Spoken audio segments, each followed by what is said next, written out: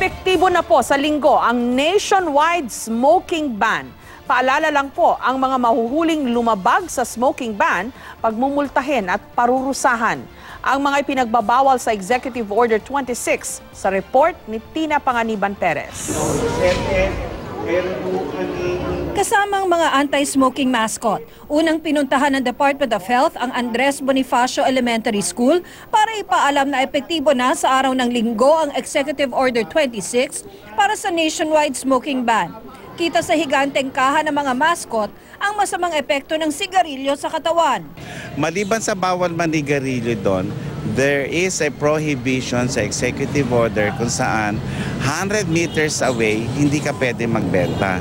So, titingnan namin yon yung mga convenience store, mga sari-sari store, they cannot sell. Sa ilalim ng nationwide smoking ban, bawal na ang hit-hit buga sa mga pampublikong lugar tulad ng bangketa at waiting shed.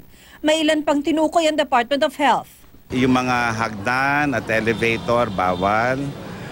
Yung places na mako-consider natin fire hazard, gasoline station, at saka yung food preparation area. Ang mga establishmento gaya ng mall, pwedeng maglagay ng isang designated smoking area. Pero di na ubra ang mga dating smoking area dahil ngayon, kailangan may sariling ventilation ng smoking area at may buffer zone sa pagitan ng smoking at non-smoking areas. Smoking area may indoor at saka yung tinatawag na open space o outdoor. Pero for both dapat enclose yung smoking area. Kaya lang sa indoor, meron kang buffer zone.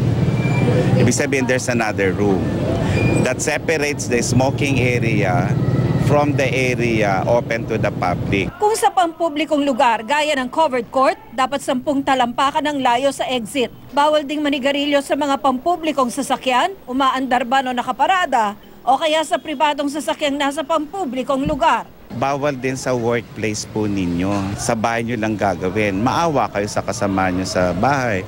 So ibig sabihin nun, quit smoking. Sa ilalim din ito, mananagot hindi lang ang mga nag-iossi, kundi maging ang mga pribadong gusali at establishmento. Ang pinakamababang parusa sa mga lalabag, multang 500 piso. Ang establishmento, matatanggalan din ng permit para makapag-operate. Pero kung mas mabigat ang parusang ipinatutupad ng lokal na pamahalaan, yun ang ipatutupad. Hindi ko rin maiwasan dahil sigarilyo din po ito. So para po hindi kayo mahuli, ano pong balak nyo na lang gawin? Siguro kaya di na lang. Susundin ho natin, yun ho ang batas eh. So hindi na kayo magtitinda ng sigarilyo? Hanap na lang ho na ibang hanap buhay na makakakitaan. Magkano po bang kita nyo dyan?